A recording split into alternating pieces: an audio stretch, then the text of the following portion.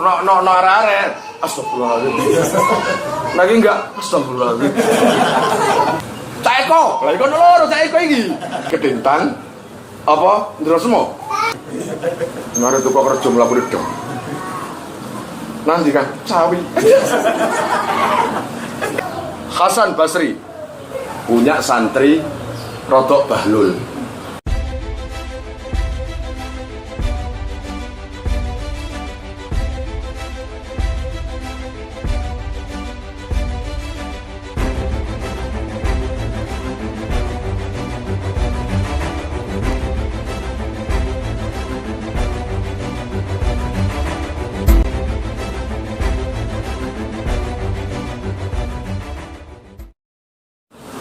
Bismillahirrahmanirrahim. Assalamualaikum warahmatullahi wabarakatuh. Waalaikumsalam warahmatullahi wabarakatuh.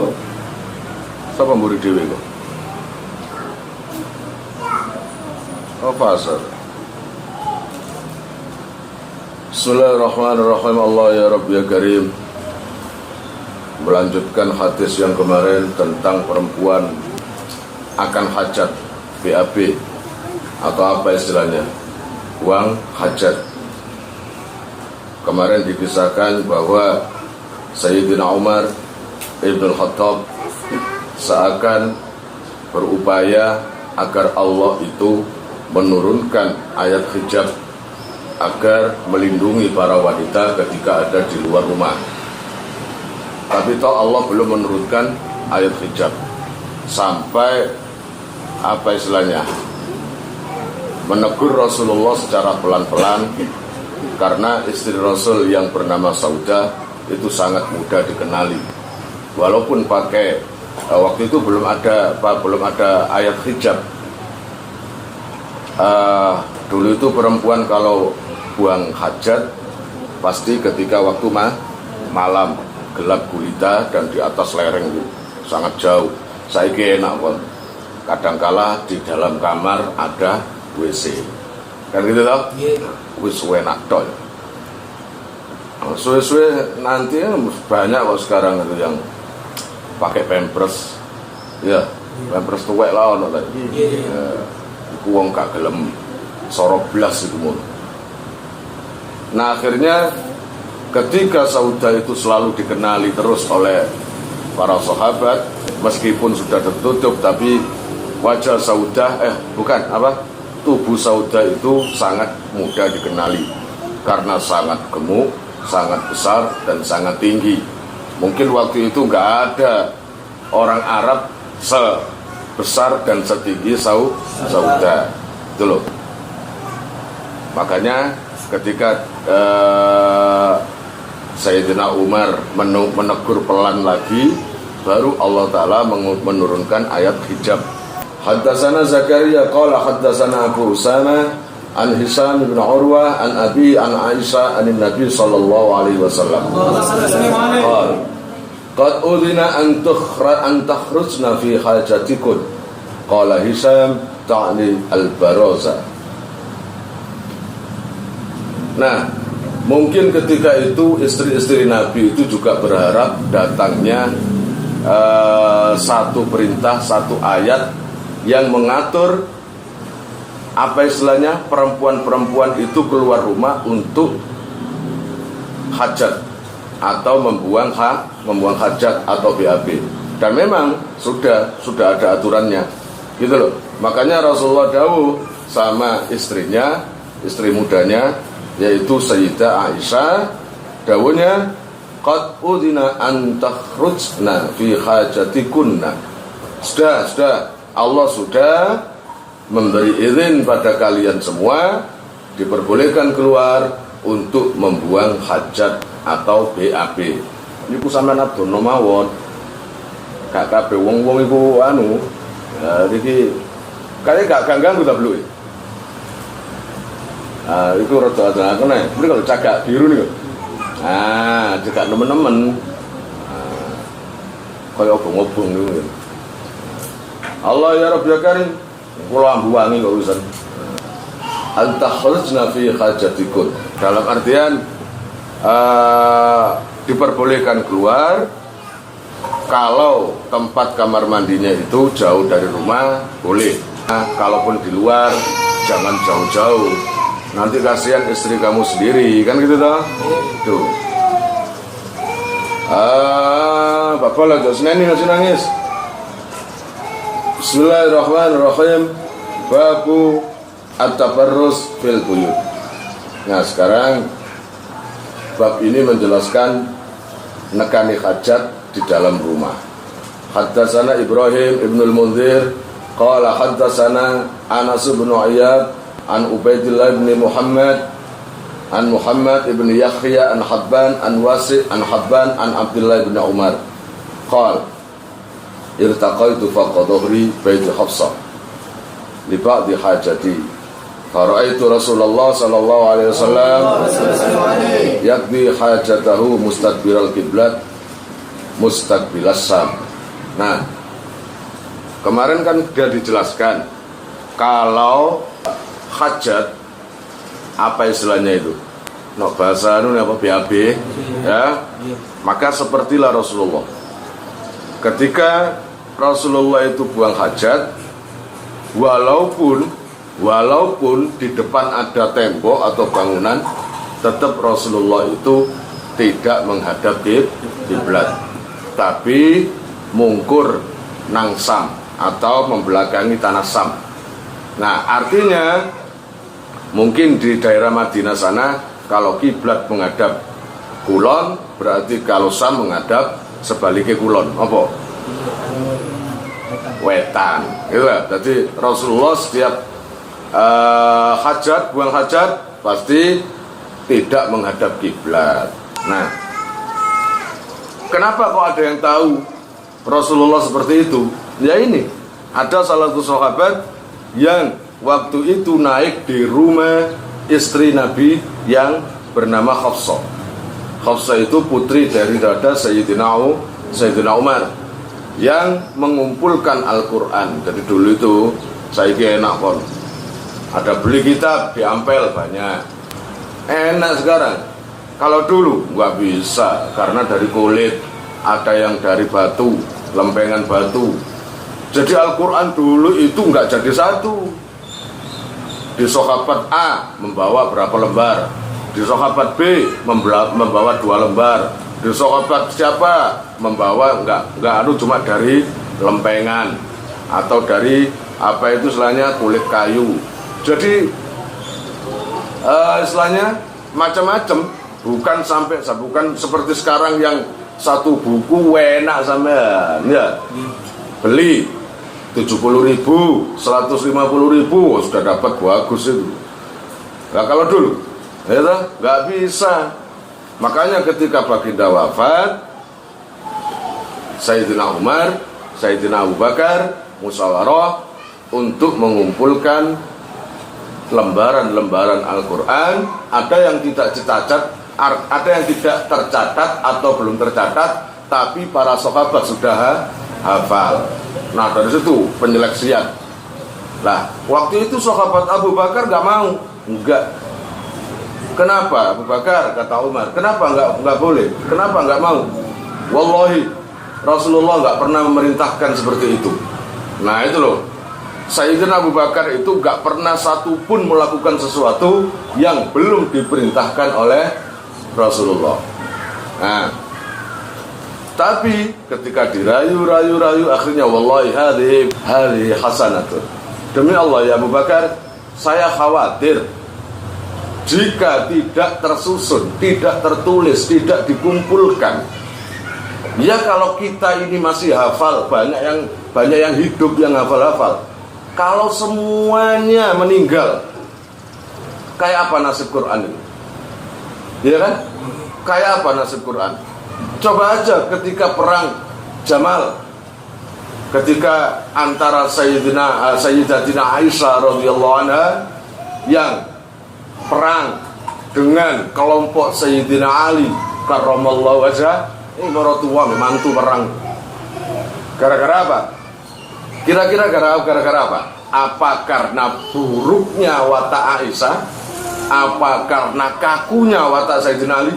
Ya enggak lah, enggak mungkin istri Rasulullah itu berwatak buruk. Enggak mungkin Sayyidina Ali itu mempunyai hati hasud atau hati yang dengki. Enggak mungkin, karena beliau-beliau itu adalah pilihan oleh Rasulullah. Allah ya Rabb ya Karim, ketika terbunuhnya Sayyidina Utsman radhiyallahu an, maka di situ ada dua blok. Blok pertama menuntut keadilan agar si pembunuh Utsman segera ditangkap dan dihukum. Kelompok kedua menginginkan jangan menangkap itu dulu karena Madinah dalam kondisi ekonominya marat-marit semenjak ketinggal Sayyidina Utsman. Kita benahi dulu ekonomi, baru kita cari pembunuh Utsman. Nah, dari pihak Sayyidatina Aisyah berharap pembunuhnya harus ditangkap. Nah, akhirnya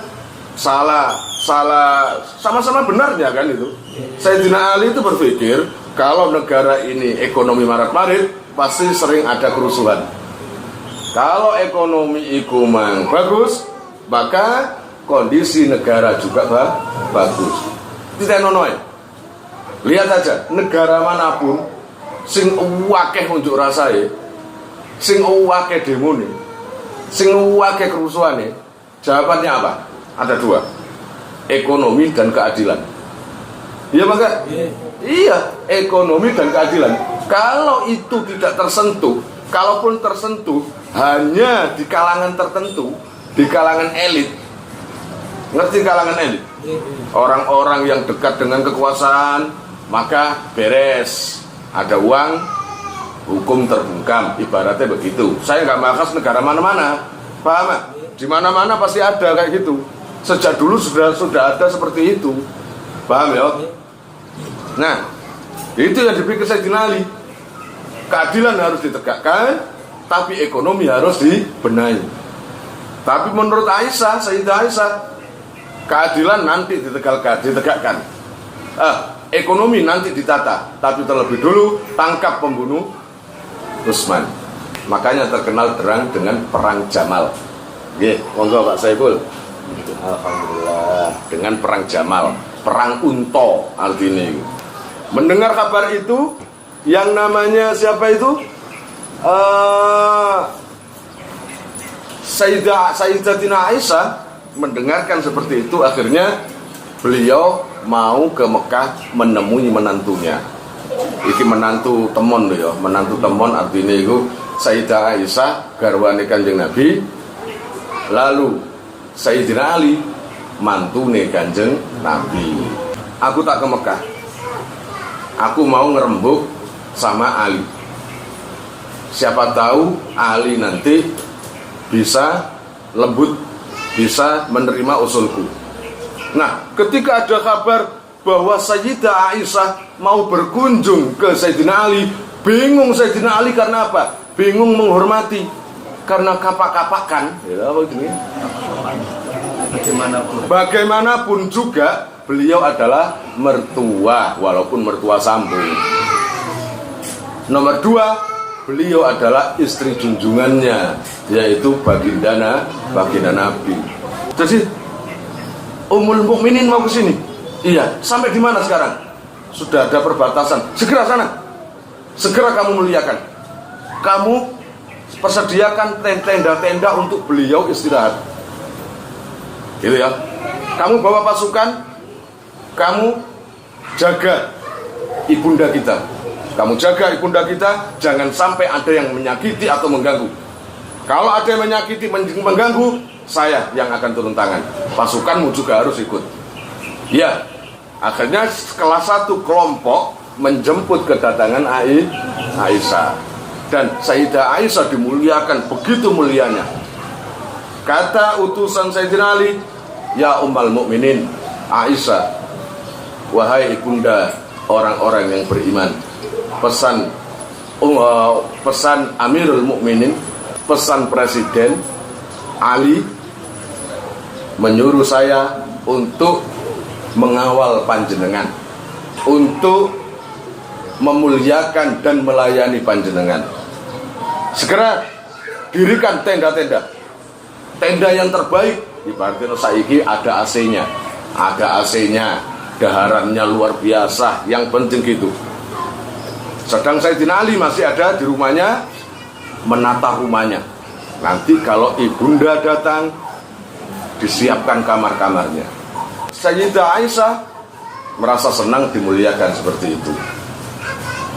Ketika waktu istirahat malam, nah ini mungkin di daerah Syria, di daerah Irak, di daerah Indonesia juga sama dengan ini kejadiannya. Apa? Ada pihak ketiga yang masuk dan apa? Membuat satu perkara yang harus perang. Nggak bisa enggak. Melihat Sayyidina Ali memuliakan Sayyidah Aisyah, jengkel orang dari apa? Anak buah Abdullah ibn Sabah. Ibnu Sabah orang Yahudi yang pura-pura Islam, tapi tujuannya untuk merongrong Islam. Kisah gini perlu dikisahkan enggak? Biar kalian tahu, kalau nanti ada perang Jamal, itu permusuhan Islam pada Islam. Nanti dulu ya, gini ini kisahnya.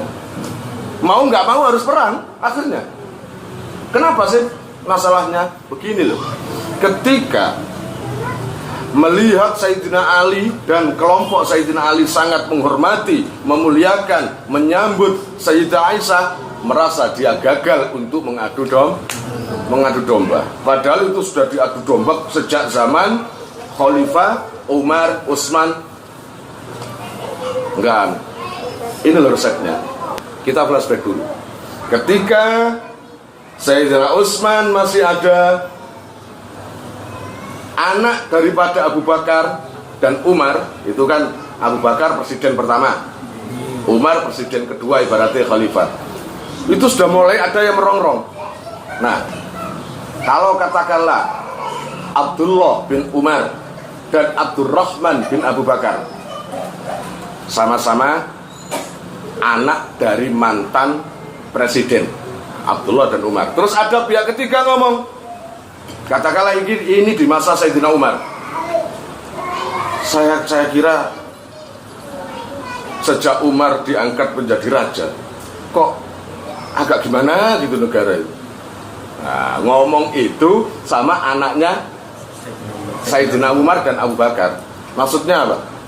Kalau dulu zaman ayah sampean, nah itu zaman ayah sampean Abu Bakar, kalau ada urusan gini pasti begini, cepat menyelesaikan dan lemah lembut. Kalau sekarang enggak. Sekarang kan mengedepankan nafsunya, kereng. Gue, kata Umar, enggak, maksud kamu itu apa? Yang namanya Abdullah bin Umar, jawab, mau kamu apa?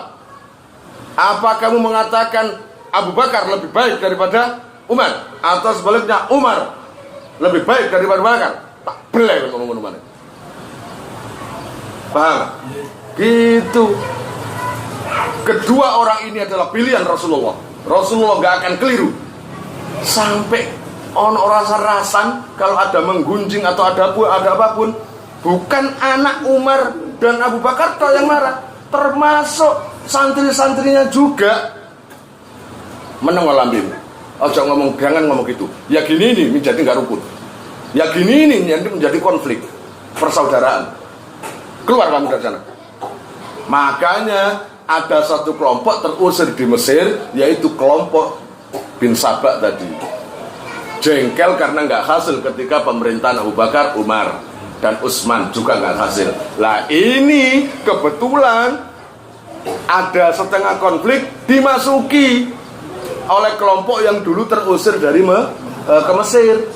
Gimana? Kelompoknya bin Sabah tadi, orang Yahudi yang pura-pura masuk Islam. Akhirnya berhasil, dah istirahat. Nah, kelompok Sayyidah Aisyah istirahat di luar lapangan dengan tenda-tenda di dalam lapangan dengan tenda-tenda yang super VIP. Nah, ya enggak? Karena pelayanan dari Sayyidina Ali, itu kelompok Sayyidah Aisyah. Sedangkan kelompok yang menjemput dari pasukan Sayyidina Ali itu di luar lapangan. Paham? Di luar lapangan untuk menjaga jangan sampai Ummul Mukminin Sayyidah Aisyah ada apa-apa. Kalau butuh apa-apa segera bisa meladeni. Nah, ketika waktu malam semua istirahat karena kecapean perjalanan, dari pihak pertama Aisyah dan pihak Sayyidina Ali istirahat, ada 4 orang yang kelompok terusir tadi ketemu. Kamu anak buahnya ini ya? Iya, kamu. Ayo kita meneruskan apa yang kita rencanakan dulu. Akhirnya dari pihak Sayyidah Aisyah itu juga ada penyusup 3 orang. Dari pihak Ali juga ada penyusup kira-kira 2, 3, sampai 4 orang bertemu. Siapa itu tadi? Orang yang mengkhianati itu tadi dalam kondisi semua tidur. Kamu pasukan Ali segera ke tempat pasukan Aisyah. Saya pasukan Aisyah akan segera ke tempat pasukan Ali. Kita bunuh sebisa mungkin pasukan Aisyah dan pasukan Ali dengan memakai pedang atau biasa yang digunakan oleh pasukan Ali, dan yang satunya yang biasa dipakai pasukan Aisyah. Katakanlah pedang yang dipakai pasukan Ali itu ada logo melati umpamanya. Kemudian yang dipakai Aisyah ada logo mawar, kita pakai. Jadi dibunuh. Sebagian pasukan Ali dibunuh dan sebagian pasukan Aisyah ada yang dibunuh. Yang membunuh ya pengkhianat tadi itu. Ketika pagi kaget karena ada yang terbunuh. Pihak Aisyah juga kaget, pihak Ali juga kaget. Siapa yang membunuh ini? Itu ketika ditunjukkan buktinya, ini yang tersisa dari si pembunuh, pedang. Duh, ini kan pedang pasukan Aisyah. Yang satunya juga gitu. Mana? Ini buktinya. Buktinya. Loh, ini kan pedang pasukan Ali. Nah, di situ itu akhirnya perang Jamal. Berapa orang yang meninggal sahabat yang hafal Quran? Belum lagi perang Siffin. Bahkan perang Siffin mengorbankan orang yang mulia. Perang Siffin mengorbankan orang yang mulia, termasuk apa itu? Qais al-Qarani. Ya enggak? Sahabat Qais al-Qarani. Kemudian ada lagi sahabat-sahabat yang hafal Quran. Pokoknya terbilang ribuan sahabat yang meninggal ketika perang antar Islam sama Islam, banyak yang meninggal. Itu loh yang dikhawatirkan Sayyidina Umar, jika tidak ditercatat Quran itu kayak apa nanti. Sedangkan perang-perang sudah banyak yang mengorbankan nyawanya para sahabat yang hafal Quran. Itu yang dikhawatirkan. Akhirnya Al-Quran dibukukan, dikumpulkan.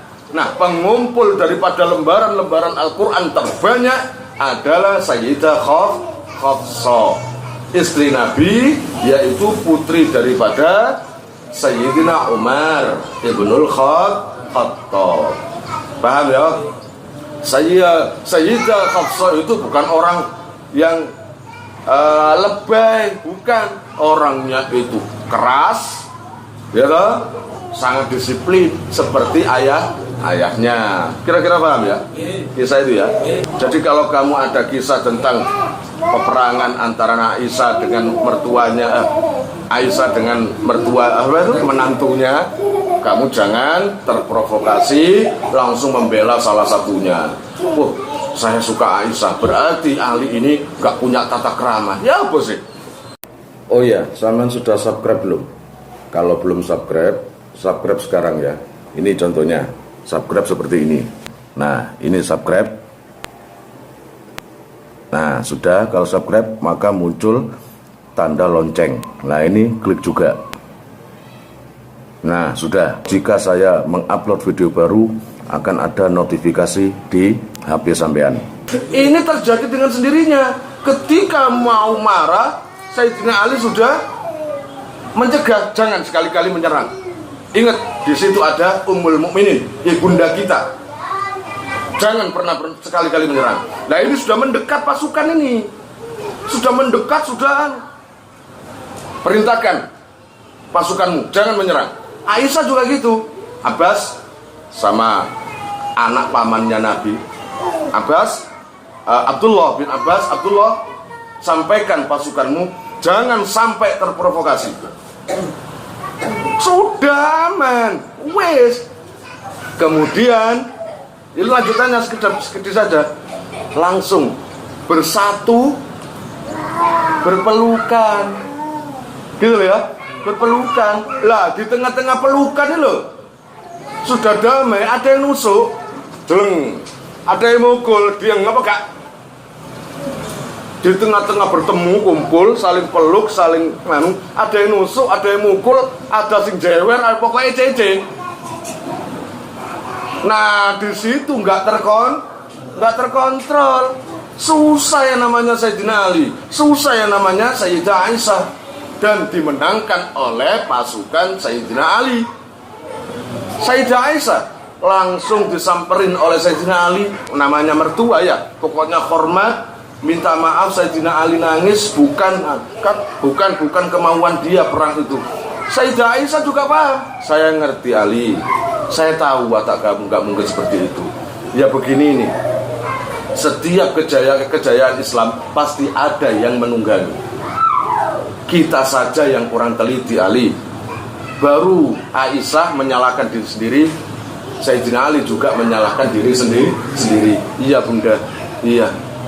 Tapi bunda bagaimanapun juga saya minta maaf. Enggak apa-apa Ali. Bunda jangan pulang sendirian. Maksudnya saya antar.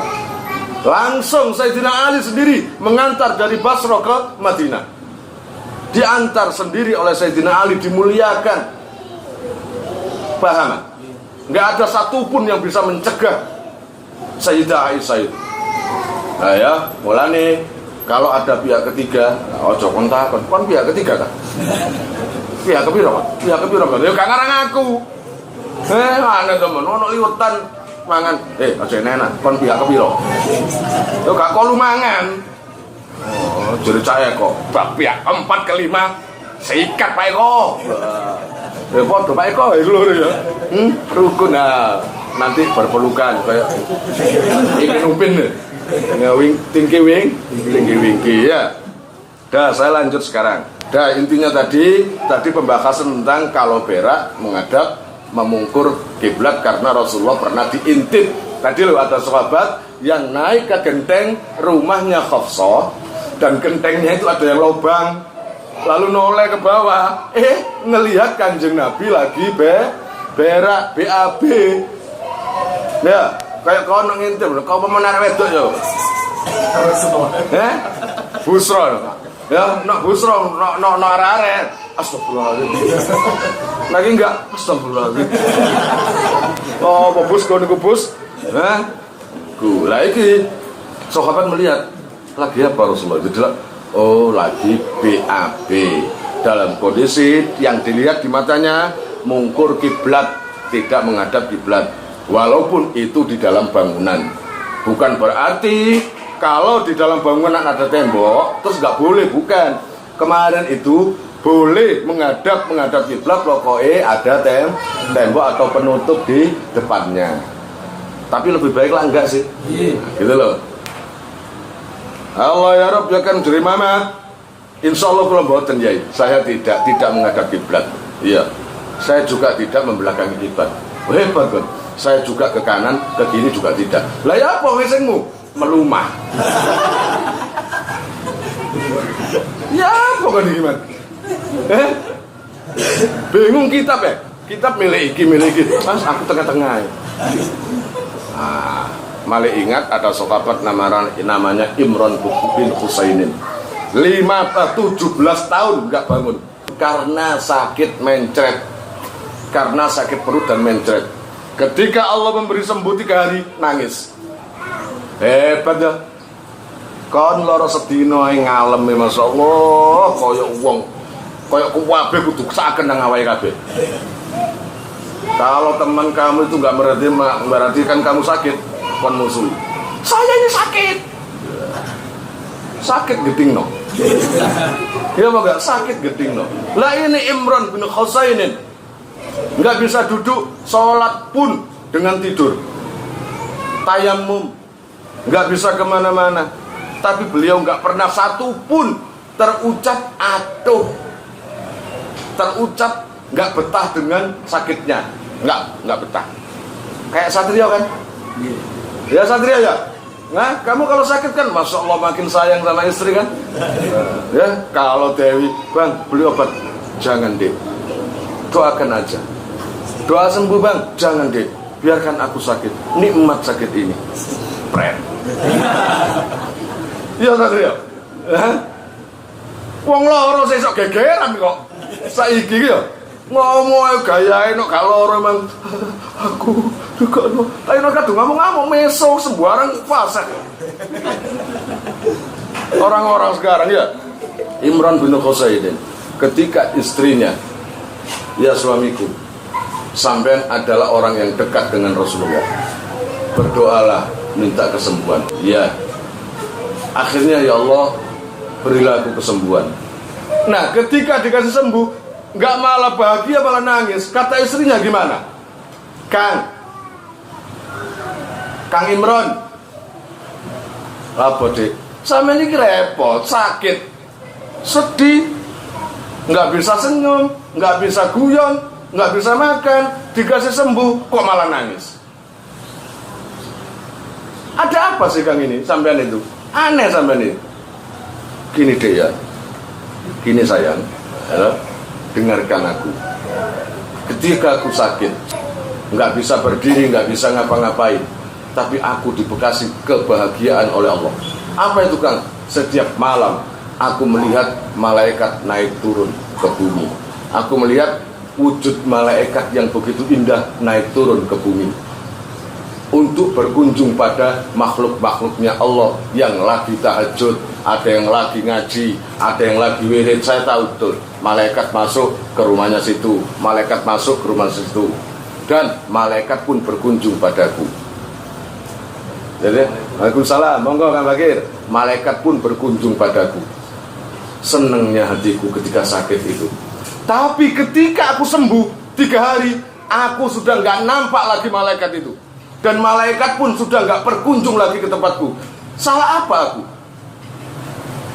Apa ini gara-gara aku diberi kesembuhan? Makanya sakit itu, makanya ada hadis mengatakan, jika ada orang yang tahu saja hikmah daripada sakit itu, niscaya orang itu akan minta sakit terus. Contohnya seperti itu tadi. Begitu indahnya melihat malaikat naik turun.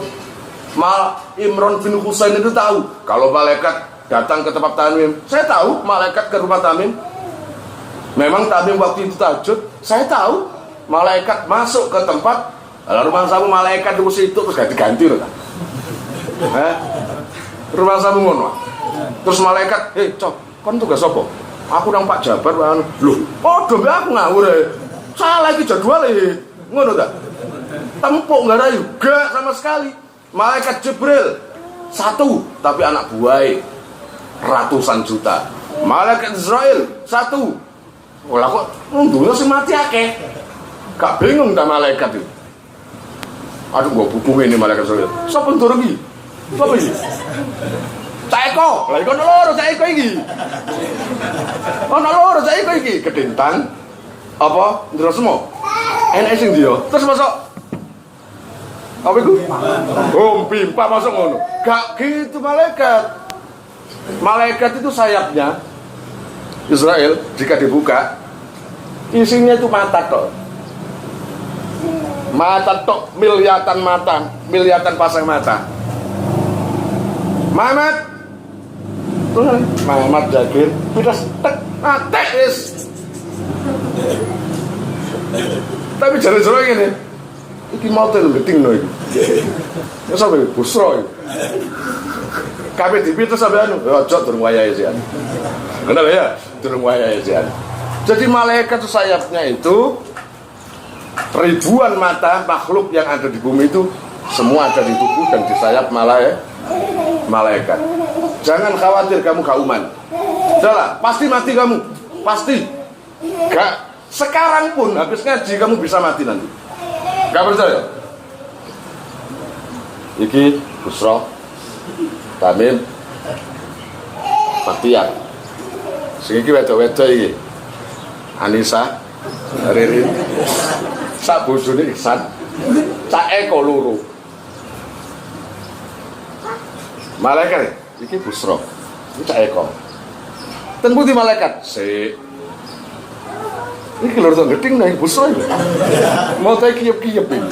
Nah, ngono, gampang. Gak aja khawatir. Paham ya? Makanya kalau kamu sakit, lihat itu saja. Syukur. Kamu sakit sehari, 2 hari, 3 hari, 1 minggu. Tapi kenikmatan yang Allah kasih sama kamu, umur piro saiki awakmu?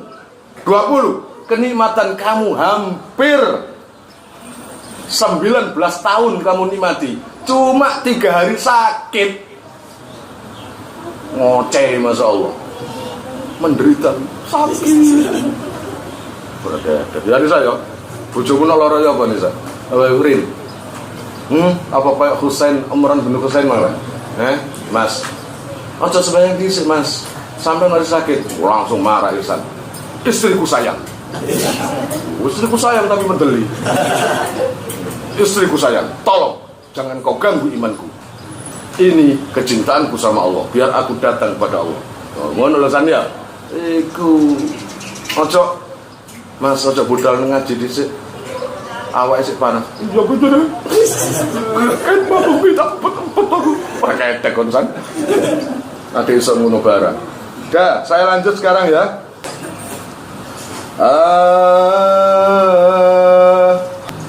Babul istinja bil ma. Sekarang membahas tentang cawi, cewok utawa apa? Cebok. Ayo ngomong cebong ngono. Nek cebong kudu nyebut kampret. Harus adil, paham? Apa emang adil cendel wae cawi. Mlakune Busra. Mari tuku kerja mlakune dong. Nanti kan cawi. Ya Allah. Pantes ya awak ngene. Nanti kan cewek. Oke ya. Nanti cewek kok pipis. Sunat maning ya cewek kok. Gua gawe kok ngene. Gak cocok rambutnya jerongot-jerongot. Cek nae ditakoni anake Bambang, "Pak, temen Pak, pipis." Didelok gedene awak pantes gak? Oh yo. Ngene ya rada gagah ya. Iku. Nah, sekarang membahas tentang cebok dengan menggunakan air. Haddatsana Abdul Walid Hisam ibn Abdul Malik qala haddatsana Sufyan Abi Mu'adz wa ismuhu Atha ibn Abi Maimunah qala sami'tu Anas ibn Malik yaqul kana Nabi sallallahu alaihi wasallam idza kharaja li hajati aji'u ana wa gulamun ma'ana idawatun mimma'in yakni yastanji bi. Nah, dulu ini yang dikisahkan oleh Anas bin Malik. Anas bin Malik itu pernah bilang begini, adalah Rasulullah ketika mau atau hendak istinja, habis apa itu BAB, lalu mau istinja membersihkan, saya pasti datang atau saya pasti membawakan ceboknya dengan isi air. Itu artinya buat kalian iku nok sak durunge ngising, siapkan dulu airnya. Ojo serodok-serodok ya, mlebu blung. Ketika di dalam air gak ada, kertas gak ada. Lah, iku namanya apa? Ayo, siapa sing ngerti tak kayak dia sepeda? Hah? Apa? Loh, ayo, apa namanya itu? Mari ngising, gak ada cewek. Hah? Wah, itu sepeda itu untuk gue ya. Ya apa enggak? Namanya kepet. Nah setengah Arab munine kefet. Ya apa enggak? Nah itu kepet garai awakmu. Nah, makanya kalau mau masuk ke kamar mandi, persiapkan dulu airnya, Bus, paham gak? Kalau ada teman atau santri, suruh. Saya coba bawakan cebok dengan air. Kayak Anas bin Malik tadi loh, menyediakan Rasulullah, gitu ya. Haddatsana Sulaiman bin Harb qala haddatsana Syu'bah an Atha ibn Abi Maimunah qala sami'tu Anasan yaqulu kana Rasulullah sallallahu alaihi wasallam idza kharaja li hajatihi tabi'tuhu ana wa gulamun minna ma'ana. Nah, makanya kata Anas, setiap Rasulullah mau atau hendak ke kamar mandi, saya pasti mengikuti, membawakan kebutuhan kanjeng Nabi. Sampai gitu loh ya, Anas bin Malik. Makanya nggak heran punya Anas bin Malik pernah minta doa sama Rasulullah, didoakan oleh Rasulullah. Karena kayak gitu ya Anas itu, ngelatih kanjeng Nabi, Masya Allah luar biasa. Ya Allah, ya Rasulullah, kasih saya kenang-kenangan berupa doa ya Rasulullah, doakan untukku. Senyum Rasulullah. Karena apa? Yang minta doa adalah orang yang paling dekat, orang yang selama ini meladeni, yang selama ini ikhlas merawat Rasulullah. Nggak pernah ada konflik sekalipun. Bahkan Anas bin Malik, saya selama ikut Rasulullah tidak pernah sekalipun Rasulullah membentak, membanting atau marah sama keluarganya. Nggak pernah.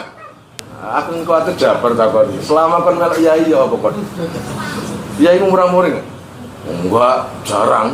Maksudnya jarang? Maksudnya jarang nggak murah-muring. Ngawur ya jenenge. Paham gak?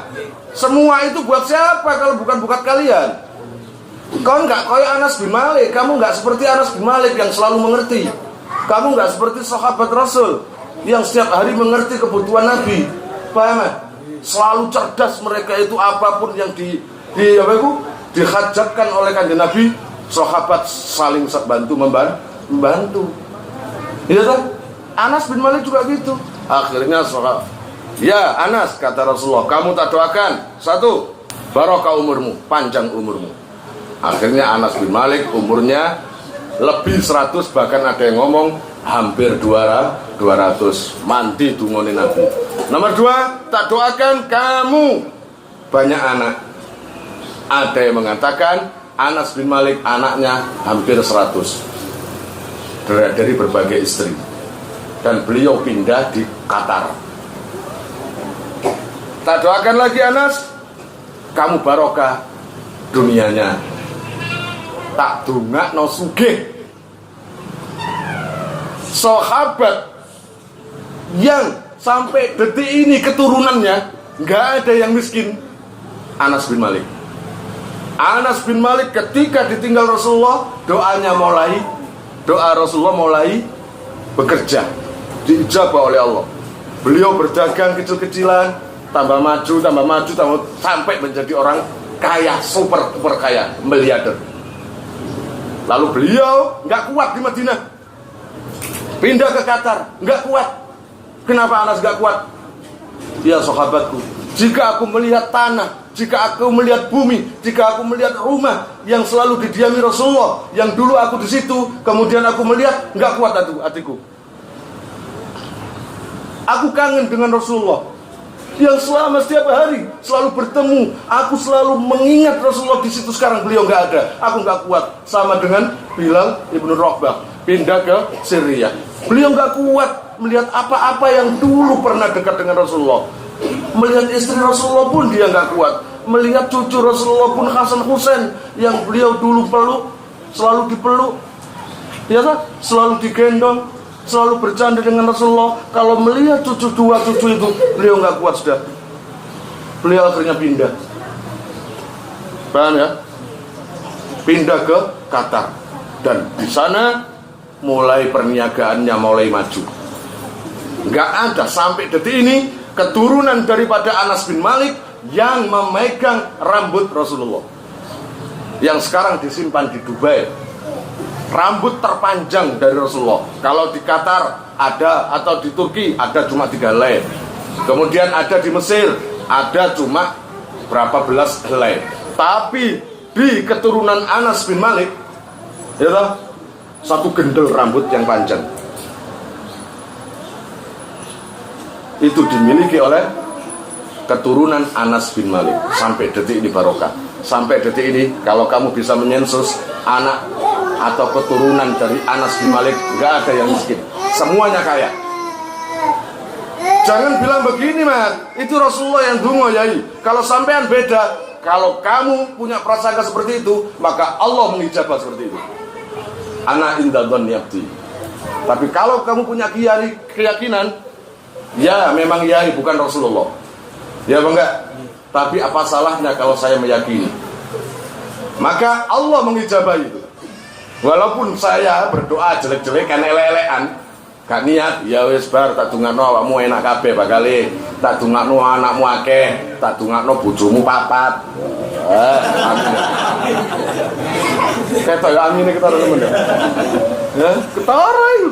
Tak dungakno bojomu papat, tak dungakno omamu papat.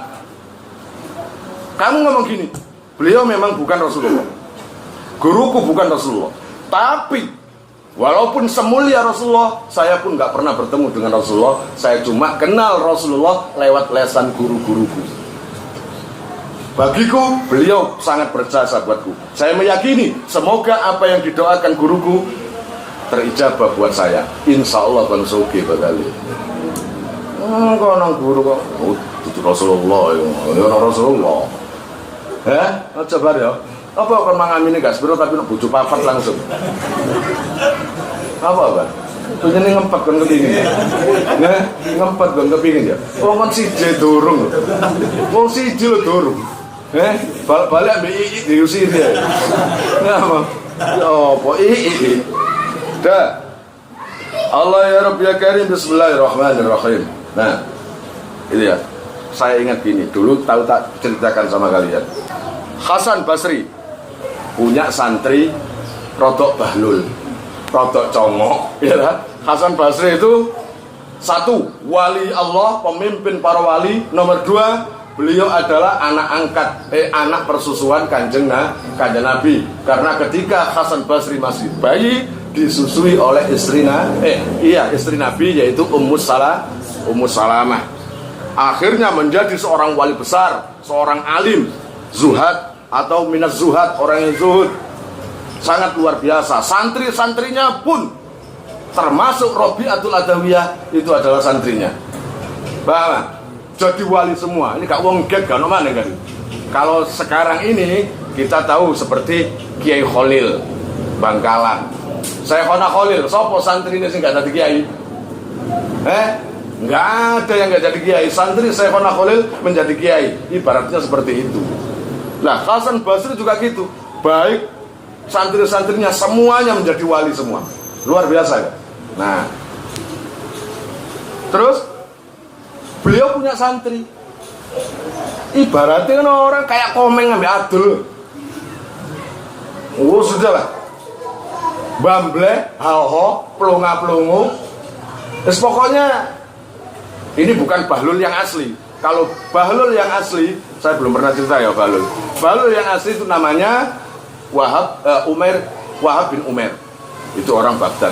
Ini ibaratnya bahlul, istilah buat orang yang pahpoh, pelunga-pelungu, cewongo. Ya, ngaji sama Kiai Hasan Basri. Hasan Basri suatu ketika, pokoknya santri-santri semua dengerin kata saya. Jujur. Dengan jujur selamat. Dengan jujur beruntung. Jangan sekali-kali kamu berbohong. Ada hadis mengatakan siapa yang sholat di waktu dingin, maka Allah akan membukakan pintu surga. Nah, wong ngerti? Lah sing gak ngerti, langsung sembahyang nang ndukure es balok. Oh, harus dingin ini biar masuk surga. Maksudnya di waktu dingin, waktu subuh kok merengkel budal tetap jamaah, maka surga baginya. Lah wong ngajine gak sepira ngrungu nae. Oh, yai jadi mau waktu adem. Oh, tuku balok es sajadah ditaruh di atas balok es, sholat di situ. Katuen jadi lah pas ben aku surga. Ya dapat surga. Iku santri pekok jenenge. Paham enggak? Oh, boleh santri pekok. Sama dengan bahlul tadi. Nah, ya yai, pokoknya jujur. Bahlul itu orangnya nggak pernah bohong.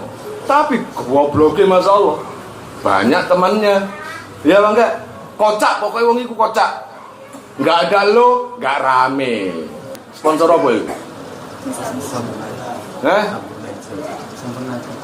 Kata sebut gue nggak renang kita jadi iklan. Nah, suatu ketika Hasan Basri punya masalah. Namanya pemerintahan, kalau pemerintahan kurang adil atau banyak yang mengeluh, pasti di situ muncul tokoh-tokoh yang apa istilahnya, bersuara, atau tokoh-tokoh yang mau menegur pemerintah, termasuk Hasan Basri itu, bahwa raja itu begini, raja itu kurang adil begini. Nah, apa istilahnya itu? Vokal. Nah, itu.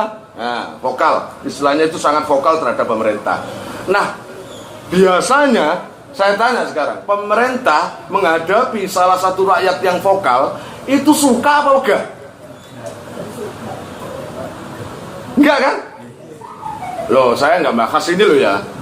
Akhirnya raja itu sangat gerah dengan Hasan Basri. Akhirnya mau ditangkap. Malam-malam ditangkap. Hasan Basri disuruh melarikan diri oleh salah satu santrinya yang sudah menjadi kiai besar. Yai, sampean harus pergi. Kalau nggak pergi, sampean akan ketangkap.